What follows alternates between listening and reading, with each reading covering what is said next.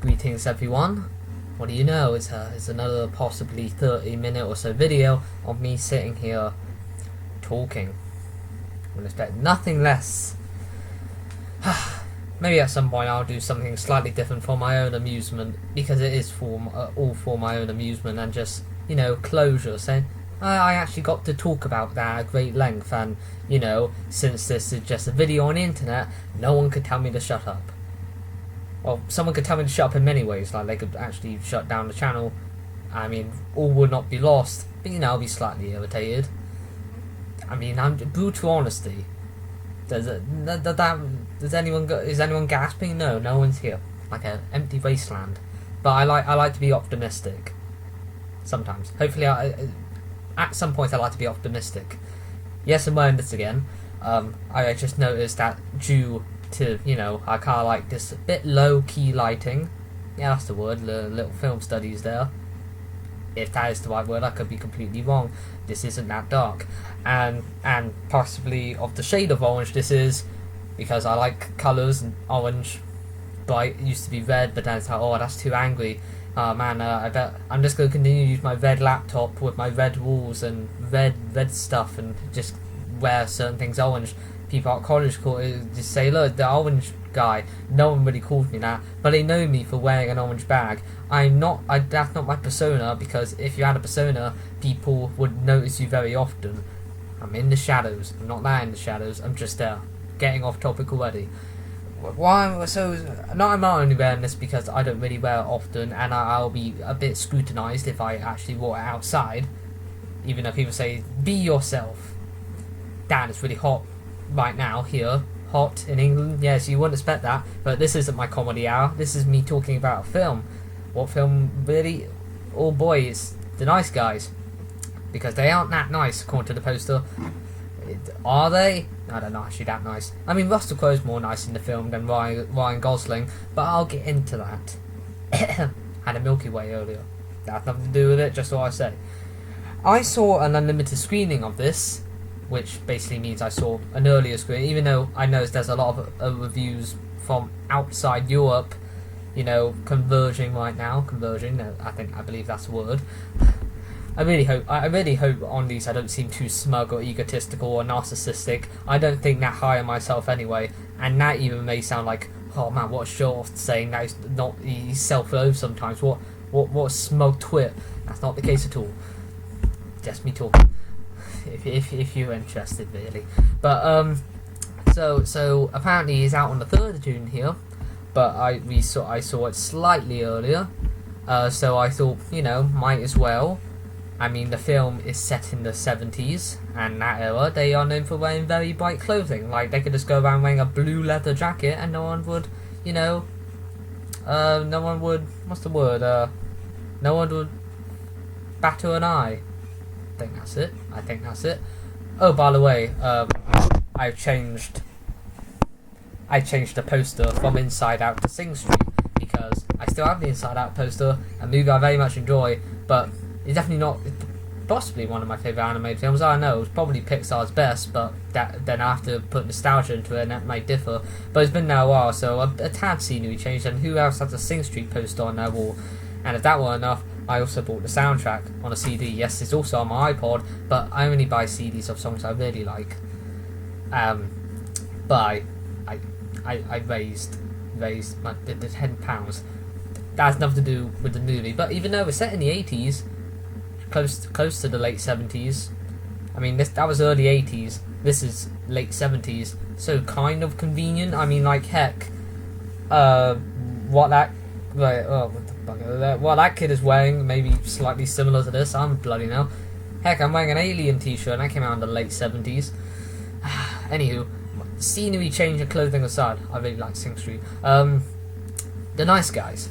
Now, I said in that Bad Neighbours review, which I realised, yes, it's also orange, which I realised was slightly negative. I don't think I was being harsh. I just didn't think it was all that great. Even though other reviews say, oh no, I thought it was good. It had messages and more, but I didn't take it seriously enough to actually, have them go into my mind. I was like, get back to the jokes. But that's just me being very, very fussy Get back to making me laugh. How dare you make me think?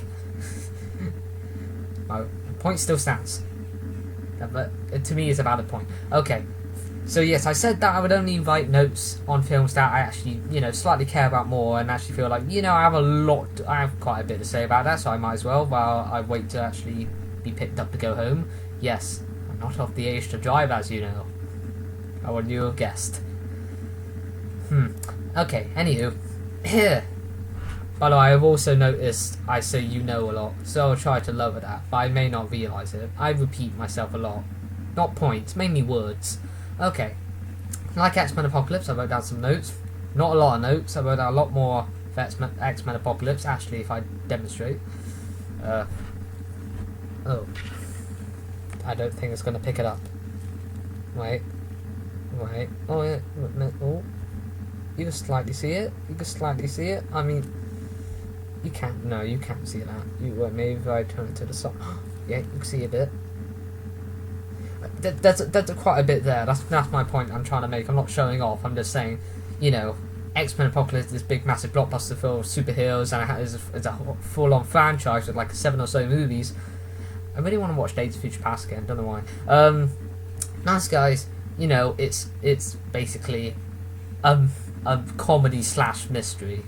That's what it is, and it's not a franchise. But I still have quite a bit to say about it. Okay, first off, what did I think about when preparing for this movie? I was very much looking forward to this film. I may have not seen every single Russell Crowe or Ryan Gosling film ever. I still have my copy of Drive that I've been meaning to watch, and I wasn't a big fan of The Big Short. And Russell Crowe, I saw Man of Steel. Yeah, when you even sometimes think, oh man, I've seen a few movies. And people go, have you seen the Godfather trilogy? Well, no. Have you seen this Ryan Gosling film? Have you seen this Russell Crowe film? And like, no, yeah. But still, I was very much looking forward to it because it looked quite funny, and also, like music, I'm a big fan of the 80s or late 70s or stuff like that. Mainly, not because of the economic crisis or anything. I had to learn that in film studies. I'm not showing off. But because in movie wise, with like bright colours and like, I just love the era, the look of the era. I like the aesthetics of the era. That's what I'm trying to say, which very much has to do with a point I'll be making later on. Okay, I'll run down some points. I did this because sometimes like during a movie, like, oh, that's a good point, I'm gonna make that, and then I just forgot, and then I remember it later. I'm like, bugger, I could have made that, and then sometimes sneak in the next review just to drag it on. I'm not trying to make this really long on purpose. Anywho, okay, I may come up with a extra point I haven't wrote down, but okay. Comedy wise, the genre of the movie is comedy. I assume if you look on IMDb, that's one of the genre. That's a part of its genre. The trailer I felt spoiled some of the film's best jokes. I mean, when I first saw that trailer, I remember like finding it. I can't remember laughing really out loud because again, it has to be. I'm not trying to show off again. Like a film has to normally try to, like, it's really rare for a film to make me bust out laugh, like gut hurting. I don't know what gut busting. Yeah, that's the word I wrote down now. I mean, examples of movies that done that is like maybe Paul, that comedy with the alien, voiced by Seth Rogen. I'm trying to look around. Maybe Lee Evans stand up. No, that don't count. But yeah, the trailer spoils some of the best jokes in my opinion. But is the movie still funny? Yeah, it's still funny. But I wrote that, but not like Die Hard, gut busting, like you're gonna cry laughing. But there was a lot of really good chuckles along the way. A lot of like, it was mainly banter, mainly bickering, and yes, there were some visual gags, which I also love. But I'm a big fan of like bickering sort of humour, like back and forth. I like that type of humour, and I had that between Russell Crowe and Ryan Gosling, and I very much enjoyed that because I like that type of humour. So yeah, I like films that put a big old smile on that face. That was awful. Because no, don't do impressions. Don't do that. But yes, the film had a lot of good chuckles. So yes, the film was funny. It's justified to be a comedy.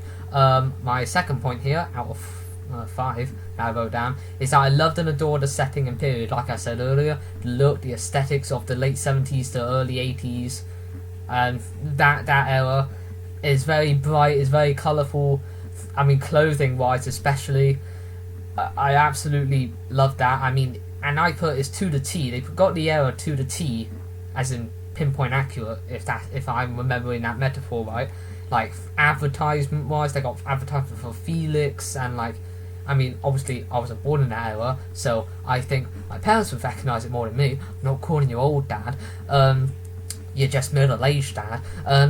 But I'm sure like older people who were born during that era would appreciate it more than me.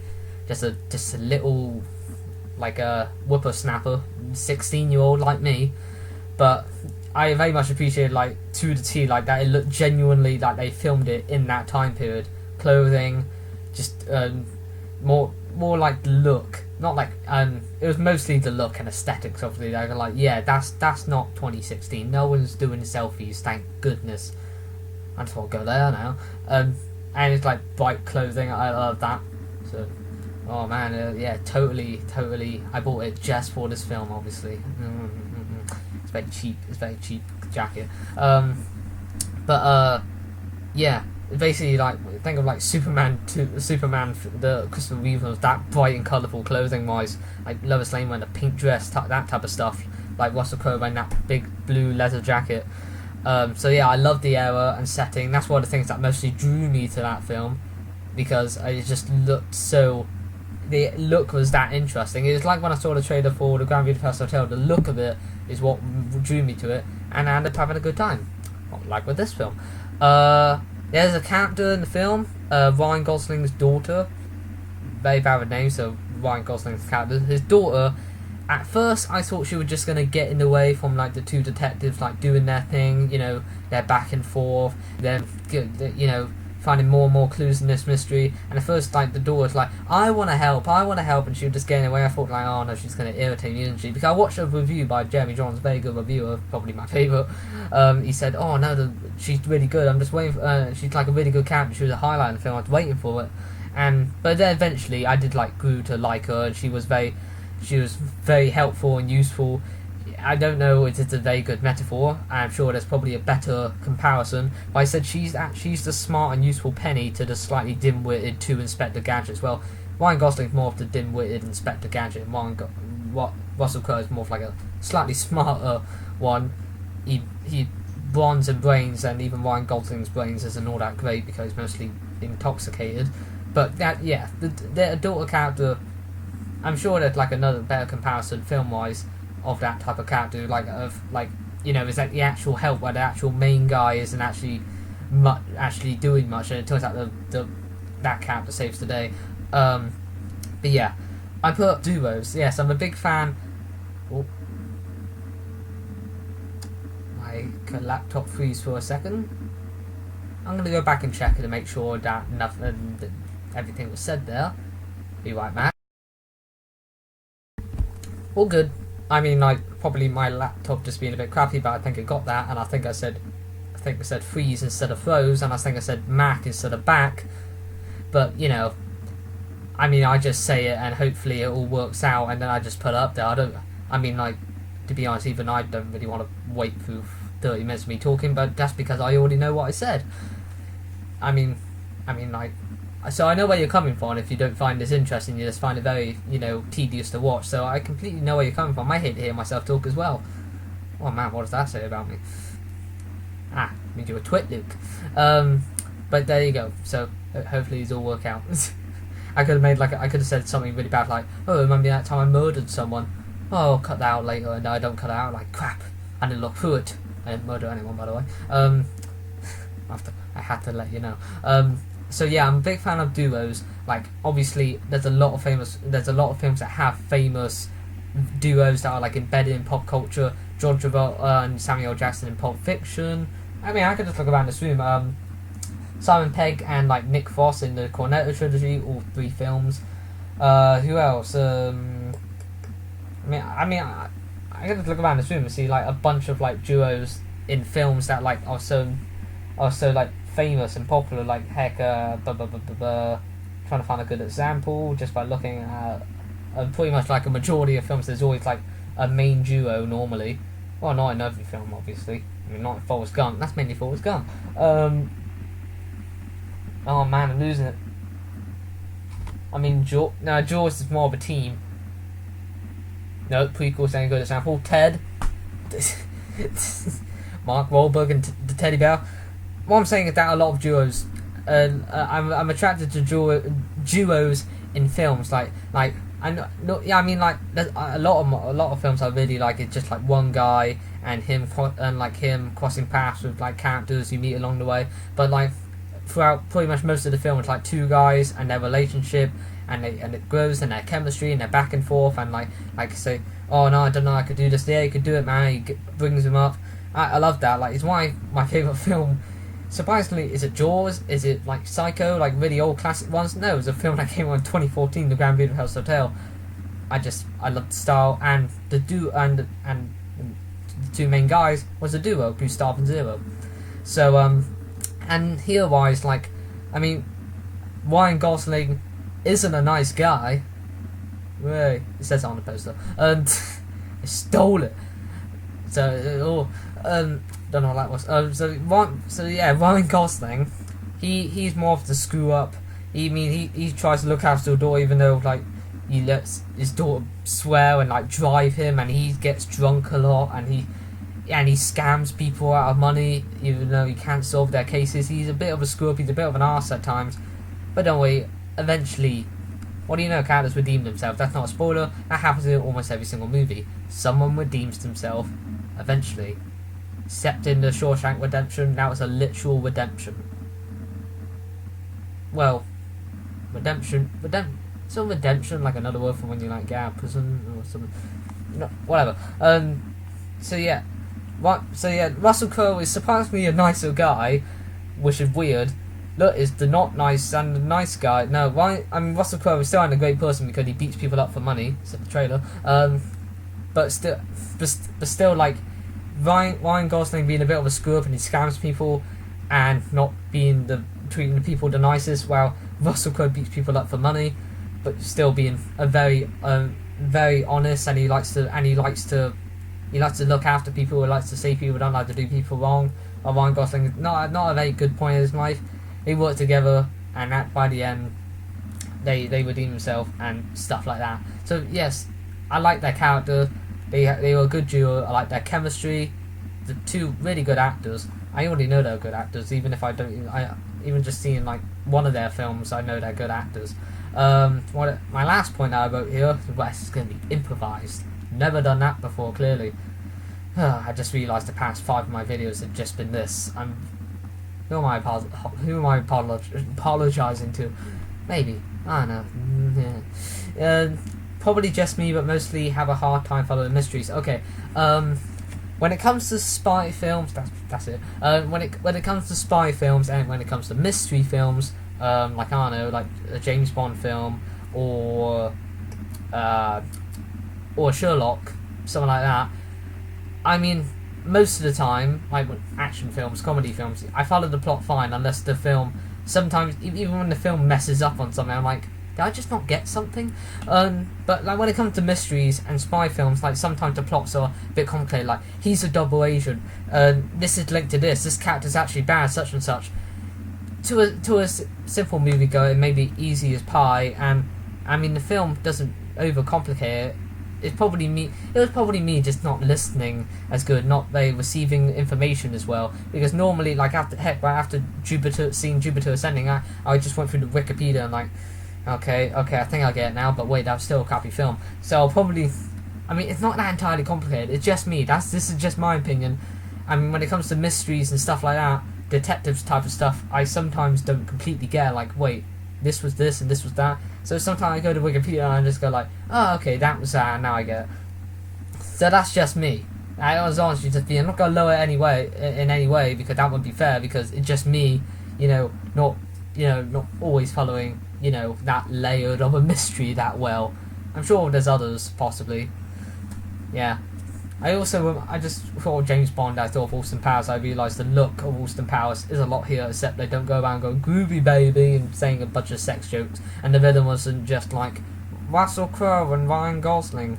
I got a weird pinky, and also that was an awful impression, and that wasn't even the names of their characters, they're just the actors. Like, Oh, you're Ryan Gosling. No, I'm March. No, you're Ryan Gosling.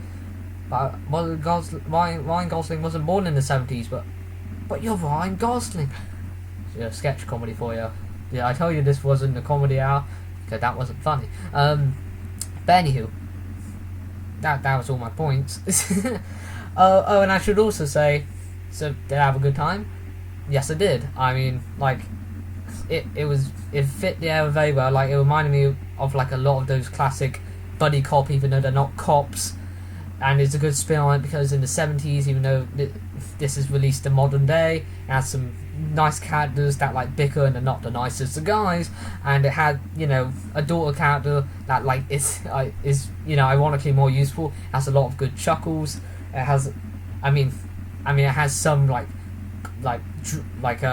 detective cliches, like they're just looking and suddenly a gun is pointed at them, but you know, that's classic stuff. So it's somewhat of a spin on it, somewhat different. It's not just like another two guys solve a mystery. There you go.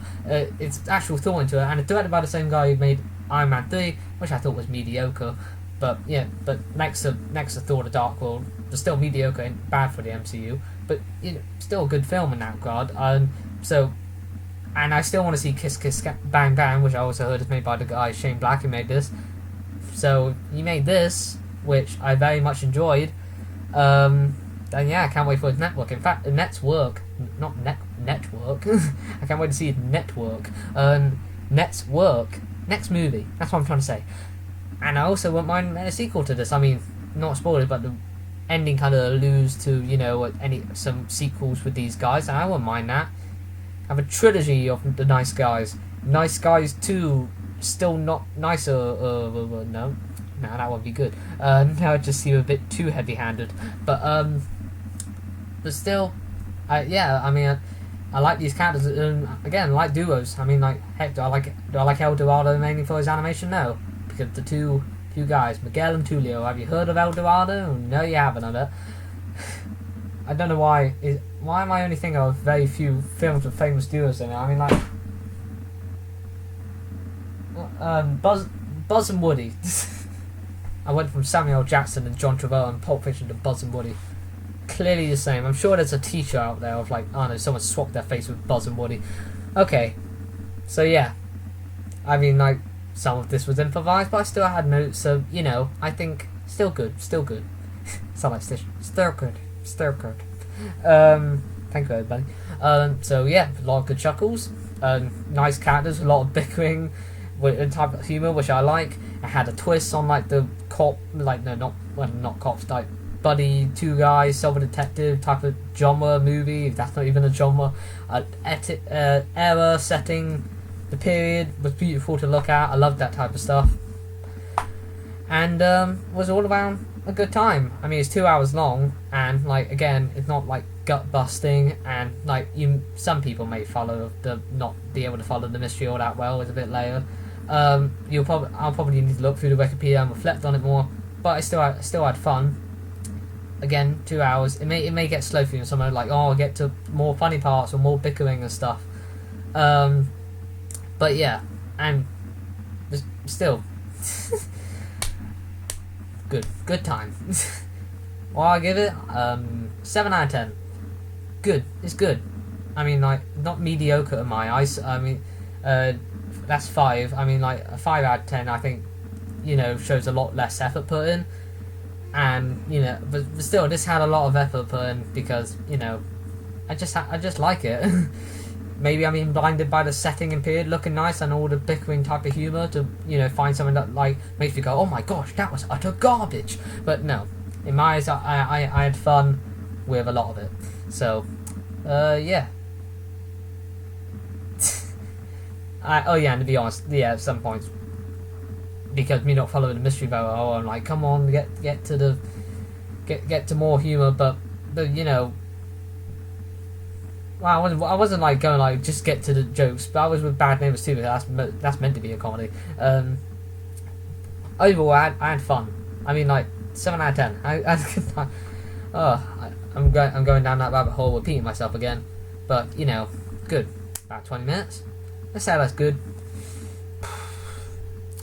Yeah, just trying to think. What am I seeing? Well, soon Teenage Mutant Ninja Turtles 2 will be out. That should be fun. Okay. Gosh, this is boiling hot. My gosh, I think need to stretch that more. Okay. Yeah, I'm not very good when it comes to the exercise.